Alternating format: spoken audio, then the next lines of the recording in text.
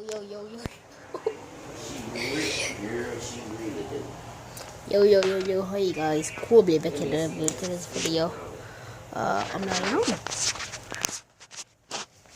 That video did what's up to. I'm gonna be doing thumbnails for a year until I get my own laptop. This is my game gonna be in here or in there.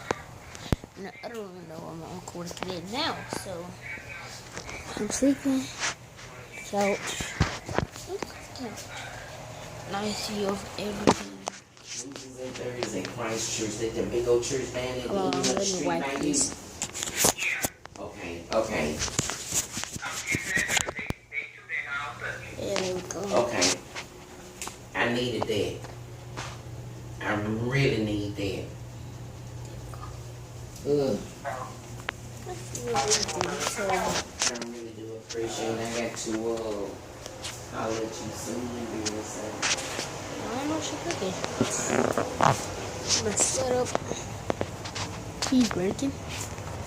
Oh yeah, the interview.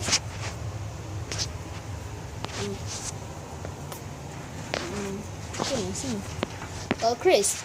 Sir. If you had the chance to buy Microsoft for free, what would you turn the company into?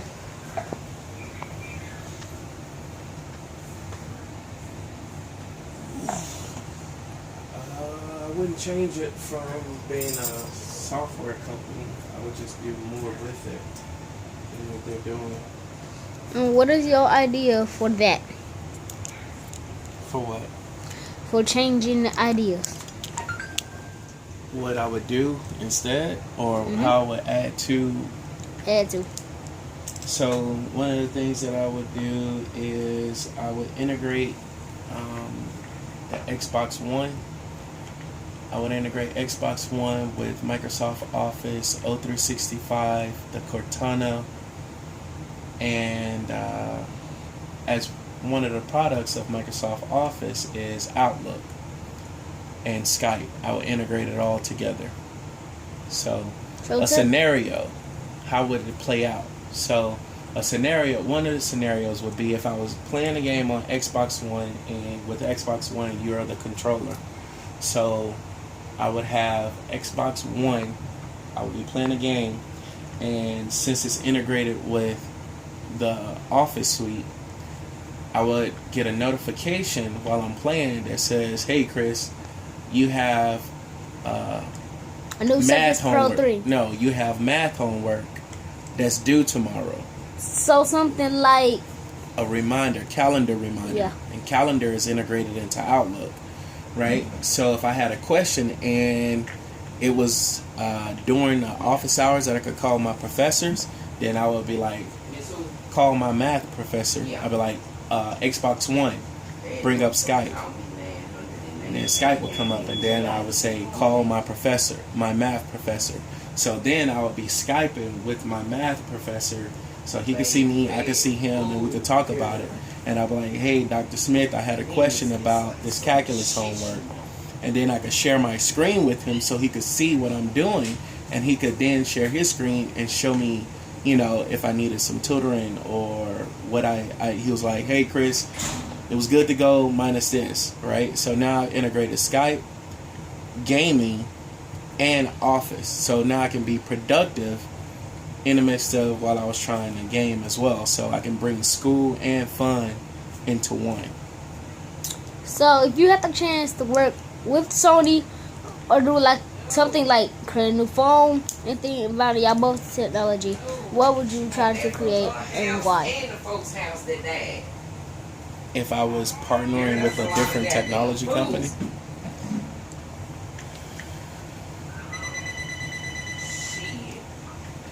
if I was partnering with, let's say, Apple, then I would try to partner with them in order to develop something that could help kids be have more access to educational apps and work together there. That way we're not competing directly one-on-one with each other. So basically, what's happened between Sony and Microsoft? Well, they're competitors. That's the same as what happened with McDonald's and Burger King. Right? They both sell some of the same food, right? So Sony, as you know, they have their PlayStation console, and Microsoft in the gaming world has Xbox and Kinect in our world. So they're both selling hamburgers. So they're direct competitors with each other. So I'm gonna take it back to the first question. Like around Christmas time last year, Xbox and PlayStation were completely shut down. So say for instance, you were still the owner of Microsoft. What would you try to do if the whole company was shut down by Xbox and you're getting a lot of worries? What is the best thing to do about it? Well, most companies try their hardest to prevent cyber hacking and cybersecurity threats from occurring.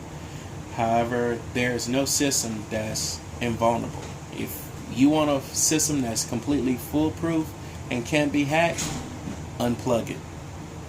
That is the only way. Other than that, you have to do your best to try and protect your users, their personal information, as well as your company's information, their intellectual property. So once which it has already occurred, what would I do? Well, I would try to provide identity theft protection to all of my users of the Xbox online system, right? And I would probably, as a customer service and customer appreciation for this instance happening, I would probably provide a year, or maybe either a month or a year, depending on the subscription cost, year free subscription, one of the two. Just to say, we apologize for the security breach. We tried our best, but no system is 100% unhackable. But as a consolation to it, and for customer appreciation, we would like to extend all of our users a year or half a year free subscription to Xbox Online. How do you think that would be received in the gaming world?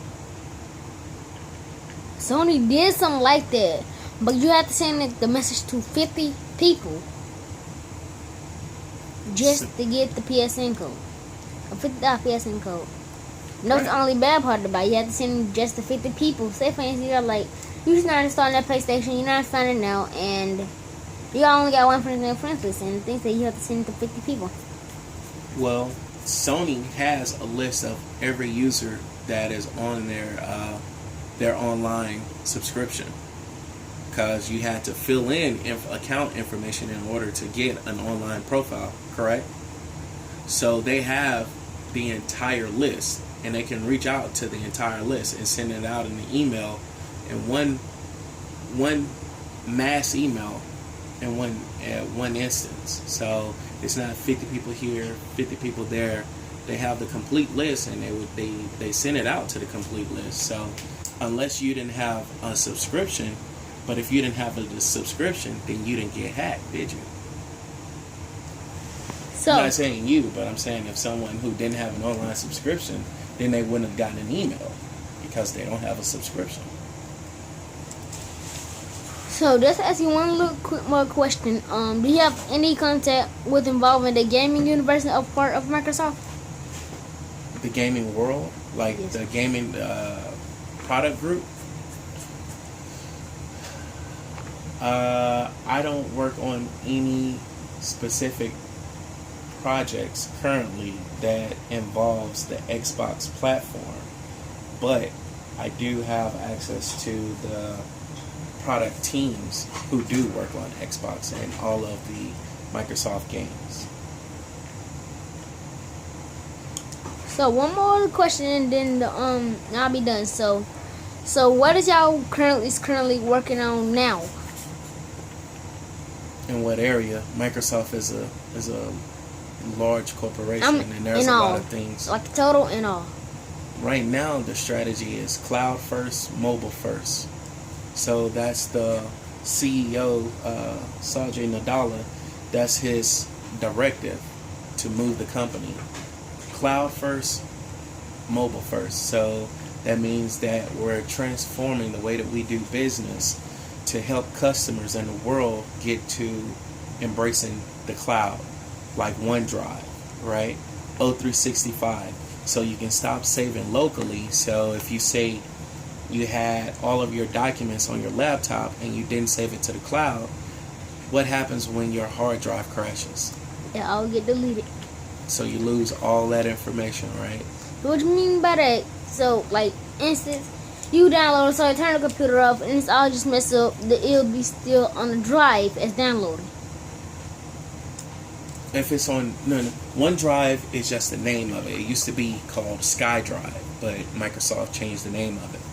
But it's just a cloud storage. So imagine a USB on the internet that's owned by Microsoft, but it's terabytes and petabytes of storage capability, right? So if you have your Microsoft Live account, Live, Xbox, or Hotmail account, any type of Microsoft Live ID, you can access OneDrive, and you already have access to it. So anything that you save there, document-wise, or pictures, movies, as long as you have the space allotted to you, you can access it later. So by doing that, that's affording the world opportunities to save their information to the cloud to prevent disaster recovery, right? So imagine a hospital who had all of their records on their servers at that hospital, right? All the patients, and an earthquake happened or lightning struck their backup generator, and all of that information got fried. And So that's what's the cloud for. that is the purpose in the cloud. And if they had their data in a secure private cloud, when their power came back up, all they would have to do is, once they got their server, replace their servers, they would just have to connect to the cloud, and it'll pull down their data. The same way that you do, if your phone, you dropped your phone in the water right now and you got a new phone, it's already synced because it's an Android phone, right? It's already synced to what? Google, right? So when you power it back up and it start doing the startup, and it asks you for your Gmail login, it starts pulling down. It's Right. going to bring all the other else pictures and all from the other phone. There you go. That's stored in the cloud. That's a Google Cloud.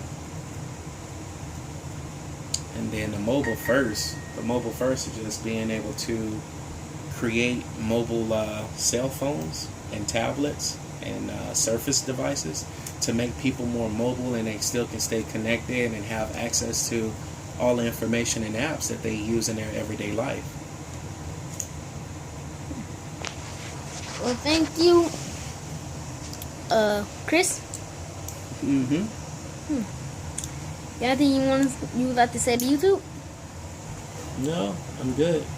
Thanks for having me, and I greatly enjoyed the interview. Anything about your company? No, just I think the direction that they're heading as a company is great, and I'm glad and proud to be a part of the movement. Yeah, guys, like if you liked it, if you're new to the Cool Fam, subscribe, join LT Army. Peace out. Wow, y'all in here.